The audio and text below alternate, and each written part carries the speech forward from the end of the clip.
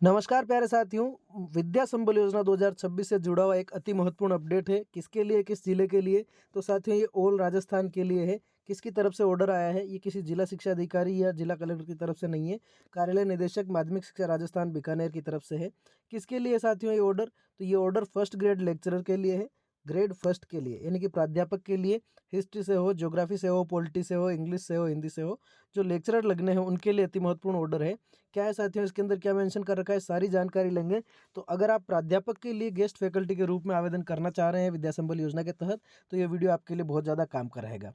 क्या है sir, language समझ लेते हैं। माध्यमिक शिक्षा विभाग राजस्थान के विद्यालयों में प्राध्यापकों के रिक्त पदों पर विद्या संबल योजना के प्रथम चरण के अंतर्गत पात्र अभ्यर्थियों को गेस्ट फैकल्टी के रूप में पूर्णतः अस्थायी तौर पर लगाए जाने के संबंध में इसका पूरा कैलेंडर जारी हुआ है, पूरी जानकारी जारी हुई है। सबसे पहली बात होती है रिक्त पद। रिक्त पद किसको माना गया है साथियों? गेस्ट फैकल्टी की नियुक्ति हेतु रिक्त पदों का निर्धारण करते समय सुनिश्चित किया जाए कि उक्त पद IFMS स्वीकृत है तथा उक्त पद से किसी भी कार्मिक का वेतन आहरण नहीं किया जा रहा है। यानी IFMS पर रिक्त पद दिखा रहा है तो ही उसके लिए आवेदन कर सकते हैं।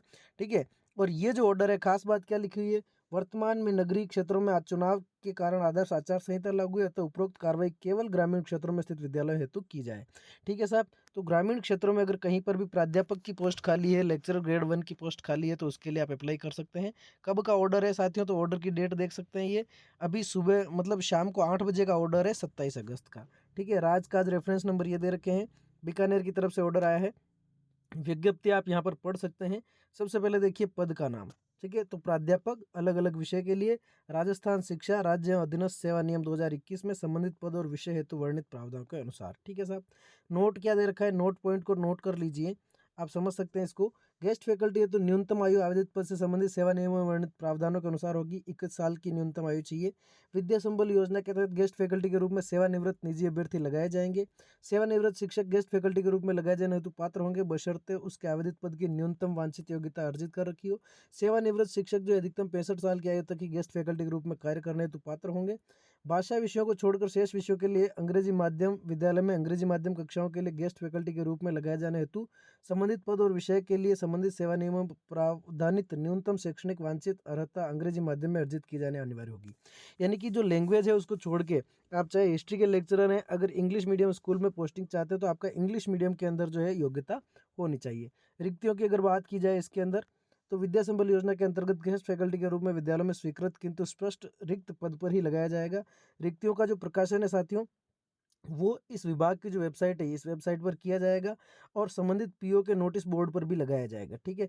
आप शाला दर्पण से कैसे पता कर सकते हैं, ये मैं पिछले वीडियो में बता चुका हूँ कि कहाँ पर कौन सी पोस्ट खाली है। ठीक है। आवेदन की अगर प्रक्रिया है तो वो भी यहाँ पे स्पष्ट कर रखी है। किसी भी पद हेतु यहाँ पर लिखा है कि किसी भी पद हेतु 65 वर्ष तक की आयु के सेवानिवृत्त शिक्षक निजी अभ्यर्थी जो उक्त पद की पात्रता रखते हों निर्धारित प्रारूप में पूर्ण भरा हुआ आवेदन पत्र समस्त आवश्यक दस्तावेज संलग्न कर विभाग द्वारा निर्धारित की गई समय सारणी के अनुसार आपको संबंधित विद्यालय में प्रस्तुत करना पड़ेगा। और व्यक्तिशः तो ये अब पूरा वीडियो देखने के बाद ये कमेंट बॉक्स में नहीं लिखना है किसी को कि ऑनलाइन है कि ऑफलाइन, तो यहाँ पर व्यक्तिशः विद्यालय में उपस्थित होकर प्रस्तुत करना है। आप समझ सकते हैं इस बात को। वरीयता का निर्धारण कैसे होगा साथियों, मेरिट कैसे बनेगी वो समझ लीजिए। यहाँ पर जो है वरीयता सूची पद की वांछित न्यूनतम शैक्षणिक योग्यता के प्राप्तांकों का 75% और प्रशैक्षणिक योग्यता के प्राप्तांकों का 25% अंक बार जोड़ा जाएगा। शैक्षणिक योग्यता और प्रशैक्षणिक योग्यता। प्रशैक्षणिक योग्यता यानी कि जो आपकी BEd कोर्स है उसका जो वेटेज है वो 25% रखा गया है और जो आपकी शैक्षणिक योग्यता है PG उसका वेटेज यहाँ पर 75% आपका रखा गया है। ठीक है साहब। चलिए उसके बाद बात कर लेते हैं। सेवानिवृत्त कार्मिक को प्रदान कर वरीयता के ऊपर रखा जाएगा। सेवानिवृत्त अगर कर्मचारी है तो उसको ज़्यादा वरीयता दी जाएगी। सेवानिवृत्त कार्मिक का आवेदन उपलब्ध नहीं होने पर समान अंक होने की स्थिति में अधिक आयु के निजी अभ्यर्थी को वरीयता में कम आयु के निजी अभ्यर्थी से ऊपर रखा जाएगा। गेस्ट फैकल्टी हेतु किसी तरह का साक्षात्कार नहीं है। क्या कहा गया यहाँ, ये कहा गया है कि 2 कैंडिडेट है, मान लीजिए 1 और 2। ठीक है। ये एक सेवानिवृत्त कर्मचारी है और ये सेवानिवृत्त नहीं है और दोनों का जो अंक बार है वो इक्वल बैठ रहा है, तो जो सेवानिवृत्त कार्मिक है उसको प्राथमिकता दी जाएगी। और अगर सेवानिवृत्त कार्मिक नहीं है तो ऐसी दशा में जो है दोनों में से जो ज़्यादा एज वाला है उसको प्राथमिकता दी जाएगी। ठीक है साहब। परिवेदना प्रस्तुत कहाँ करेंगे, तो ये जो है यहाँ पर जो पूरी जो समिति है उसमें आप देख सकते हैं मुख्य जिला शिक्षा अधिकारी हैं वो अध्यक्ष रहेंगे। जिला शिक्षा अधिकारी मुख्यालय माध्यमिक वाले सदस्य रहेंगे। संबंधित ब्लॉक का CBO जो है वो सदस्य रहेगा और जिला मुख्यालय का मुख्य ब्लॉक शिक्षा अधिकारी जो है आपका सचिव रहेगा। ठीक है साहब। उसके बाद देखिए विद्या संबल योजना का जो मानदेय है आपका मैक्सिमम 400 रुपये प्रति घंटा, कक्षा 11 से 12 पढ़ाना है, अलग अलग विषय है, 30,000 रुपये अधिकतम आपका मानदेय रहेगा।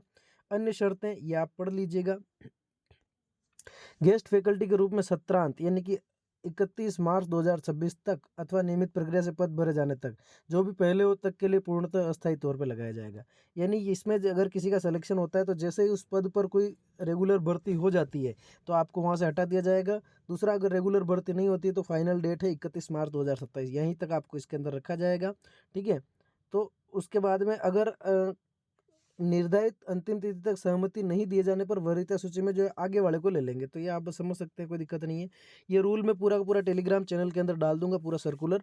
अब यहाँ पर आप डेट शीट देख लीजिए। नगरीय निकाय क्षेत्रों को छोड़कर विशेष यहाँ पर हाईलाइशन कर रखा है, हाईलाइट कर रखी चीज़ों को, तो आप समझ सकते हैं।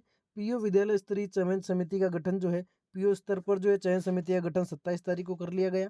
ठीक है, यानी कि आज पीओ विद्यालय स्तर पर विज्ञप्ति और रिक्तियों का प्रकाशन वो 31 अगस्त 2026 तक जो है आपके रिक्तियों का प्रकाशन किया जाएगा। आवेदन जो है आप 1 सितंबर से लेके 7 सितंबर तक कर सकते हैं, दोपहर 12 बजे तक। यानी कि आप कह सकते हैं मोटा मोटी आपको 1 हफ्ते का टाइम दिया गया है। इसमें वर्किंग डे सारे नहीं रहेंगे, तो आप उस हिसाब से देखें। उसके बाद देखिए, उसके बाद है प्राप्त आवेदनों की जो सूची है उसका प्रकाशन पीओ स्तर पर किया जाएगा 8 सितंबर को 4:30 बजे तक। और उसके बाद में अस्थायी वरीयता सूची में आपत्तियां मांगना। पीओ विद्यालय स्तरीय चयन समिति द्वारा आवेदन पत्रों की जांच कर अभ्यर्थियों की वरीयता सूची अस्थायी तौर पर जारी करना और अस्थायी वरीयता सूची में आपत्तियां मांगना। ये काम होगा 9 से 10, 2 दिनों तक जो है ये काम चलेगा। उसके बाद आपत्तियों का निस्तारण किया जाएगा और अंतिम स्थायी वरीयता सूची के आधार पर प्रत्येक रिक्त पद के विरुद्ध 3-3 अभ्यर्थियों का चयन। प्रत्येक पद का मतलब प्रत्येक विषय के लिए समझो। ये पूरे के पूरे जो कैलेंडर चल रहा है अभी वो चल रहा है सिर्फ किसके लिए? प्राध्यापक के लिए, प्राध्यापक यानी ग्रेड 1 के लिए। ठीक है साहब। पीओ विद्यालय द्वारा चयनित अभ्यर्थियों के आवेदन पत्र चयन सूची सीबीओ को पहुंचाने का काम है वो जो है 12 सितंबर तक होगा और 14 सितंबर तक जो है जिला शिक्षा अधिकारी के पास पहुंचाए जाएंगे और जिला स्तरीय जो कमेटी है वो अनुमोदन करेगी 15 सितंबर को शाम 5 बजे तक। ठीक है साहब। कार्यक्रम में समय सारणी इंडिकेटिव है, मुख्य जिला शिक्षा अधिकारी इसमें परिवर्तन कर सकते हैं। ठीक है, चीफ जिला शिक्षा अधिकारी आपका चीफ डिस्ट्रिक्ट एजुकेशन ऑफिसर वो इसमें परिवर्तन भी कर सकते हैं। तो ये पूरी बात थी। आवेदन का जो प्रपत्र इन्होंने साथ में अटैच किया है, यहाँ पर फोटो लगाना है, यहाँ संबंधित जानकारी भरनी है। ठीक है, ये सारी डिटेल्स आपको यहाँ पर भरनी है। ये सारे सामान्य सामान्य सी बातें हैं वो आपको यहाँ पर भरने के बाद में ये इस तरह का आपको करना है। इसमें किसी भी प्रकार का आपको कोई नोटरी नहीं करवाना है। दूसरे जिले में भर सकते हैं तो बिल्कुल भर सकते हैं, बाहर राज्य वाले बिल्कुल भर सकते हैं, आरक्षण इसके अंदर नहीं है, सामान्य नियम वही है। ठीक है साथियों, तो अगर आपने बीएड कर रखी है और आप लेक्चरर पोस्ट के लिए आवेदन करना चाह रहे हैं तो आपके लिए पूरा कैलेंडर जारी हो गया है, संपूर्ण जानकारी इसके अंदर दे रखी है।